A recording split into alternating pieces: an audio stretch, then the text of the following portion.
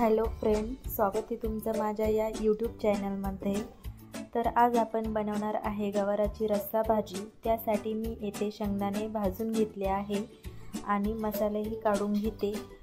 एक वाटी गवारीच्या शेंगासाठी मी येथे 1 चमचा कांदा लसूण मसाला घेतला, त्यानंतर 1 चमचा लाल तिखट घेतलं, हळद घेतली, जिरं, मोहरी आणि कढीपत्ता, कोथिंबीर तर नव्हती माझ्याजवळ, आणि माझा फेवरेट एव्हरेस्ट मसाला जो की मी सगळ्या भाजींमध्ये यूज करते आणि त्याची टेस्टही खूप छान लागते।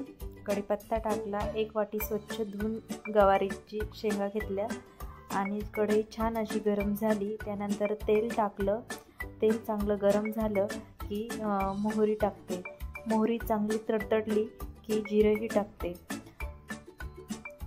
तुम्ही तुमच्या घरातले गरम मसालेही घेऊ शकता। बाकीचे सगळे मसाले टाकून गवार चांगली फ्राय करून घेतली मसाल्यामध्ये आणि हवं तेवढं पाणी टाकलं, चवीनुसार मीठ टाकलं आणि 2-3 उकळ्या येऊपर्यंत शिजवून घेतलं। त्यानंतर भाजलेल्या शेंगदाण्याचा कूट टाकला। मला थोडी पातळच भाजी आवडते, त्यासाठी मी येथे थोडा शेंगदाण्याचा कूट टाकला। मला घट्ट भाजी फारशी आवडत नाही आणि कमी गॅस करून थोडं शिजवून घेतलं। 1 मिनिटभर शिजवून घेतल्यानंतर छान अशी आपली चमचमीत भाजी तयार झाली आहे। तुम्हाला आवडली का? आवडली असेल तर नक्की ट्राय करा। व्हिडिओ आवडल्यास लाईक करा, शेअर करा, कमेंट करा आणि सबस्क्राईब करायला विसरू नका।